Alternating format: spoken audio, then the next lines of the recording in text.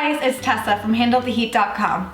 I don't know about you, but the first time I ever tried making homemade pie dough, it was a complete disaster. Since then, I've learned some great tips and tricks on how to make it that I'm sharing with you today.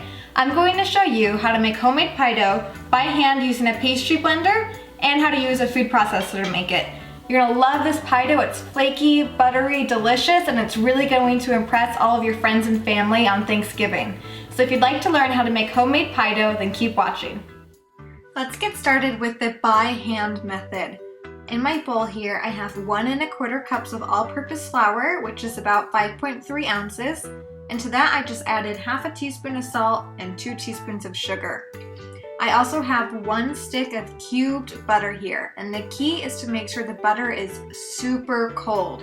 I actually cube my butter and then pop it in the freezer for like 10 to 20 minutes before making my pie, just to ensure it's super hard and cold. With my pastry blender, I'm going to cut the butter into the flour until the butter pieces resemble the size of peas, and you want to make sure to leave some bigger chunks of butter behind. That's going to help keep the pie crust super flaky. I'm adding about 3 tablespoons of ice water, again making sure to keep everything really cold, and I'm going to give that a stir until the flour mixture is moistened. You want to make sure that the mixture is moist enough to stick together but not too wet, otherwise it won't be flaky. I'm forming my pie crust into a ball here. I'm going to wrap it in plastic and flatten it into a disc, and then it has to chill in the fridge for at least 1 hour or up to 3 days. At this point, it can also be frozen for up to 2 months. Just make sure it's really well wrapped in an airtight container. The by hand method takes a little bit of time and elbow grease, but it ensures a super flaky pie crust when it's all baked. On the flip side, now that we're using the food processor, you're going to see how quick and easy this method is. I'm placing all of the same ingredients in the bowl of my food processor, and I'm going to add my stick of cubed cold butter. And as you can see, the machine does all of the work. It's super quick and easy, but the one thing about the food processor that you really have to be careful of is to not over process the dough. It's really easy to over process it, but it only takes a few moments to get the butter to be the size of peas. Now I'm adding my ice water, and I'm going to flip the processor back on again, just until the whole mixture is moistened. I do not want to process it until it forms a ball. I want to stop way before that ever happens. So I'm just testing to see if it sticks together, and it looks like it is. So it's ready to be formed into a disc and chilled in the fridge. I'm scooping my mixture onto a plastic sheet, and I'm going to kind of gently and working as quickly as possible form it into a nice big ball of dough. This takes a little bit of patience. It's kind of hard to get it to stick together, but once it does, just make sure you grab as much as possible, and then you're going to roll it up in the plastic and again form it into a disc and pop it in the fridge for at least an hour. Now that it's chilled for an hour, it's time to roll out my dough. I'm going to flour my work surface, my dough, and my rolling pin very well. You do not want the dough to stick to anything, otherwise it will tear. I'm kind of pressing the sides of the dough in to try to avoid getting those really big cracks.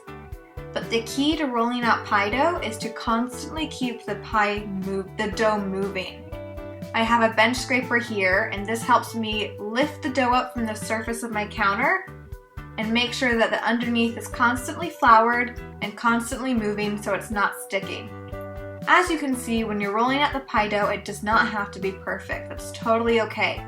You're actually going to roll out a big 12-inch diameter circle for a 9-inch pie plate, and I actually like to use a ruler to really ensure that it's the correct size. I'm going to loosen the pie dough from the counter, make sure it's not sticking, and then really flour it all over again. And then I'm actually going to roll the dough up and over my rolling pin, and then unroll it onto my pie plate. And I find this is the best way to transfer the rolled out pie dough onto the pie plate. Make sure you're really gentle so you don't rip or tear the surface of the dough. If you do come across any tears when you're rolling out the dough, it's totally okay. You can kind of just squeeze the tear back together. It doesn't have to be perfect. You can usually fix any small little mistakes that you might make with the dough. So I just laid the dough into the pan and made sure that the edges were flush with the sides of the pan. And now grab a pair of scissors or a knife and just trim off the excess overhang, leaving about 1 inch behind. Simply fold over the overhang, and this is going to be your base for when you begin to flute the edges. So make sure that it's kind of nice and evenly folded over as best as possible. Again, it doesn't have to be perfect here. To flute the dough, it's actually a really simple method.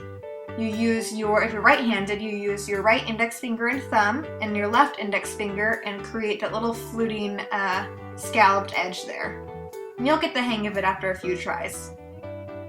At this point, the dough can be frozen, it can be filled and baked, or it can be blind bake if your recipe calls for a pre-baked shell. Alright guys, and that's how you make homemade pie dough. I hope you learned a few tips and tricks today. If you did, please give this video a thumbs up, leave me a comment below and let me know what your favorite pie is for Thanksgiving.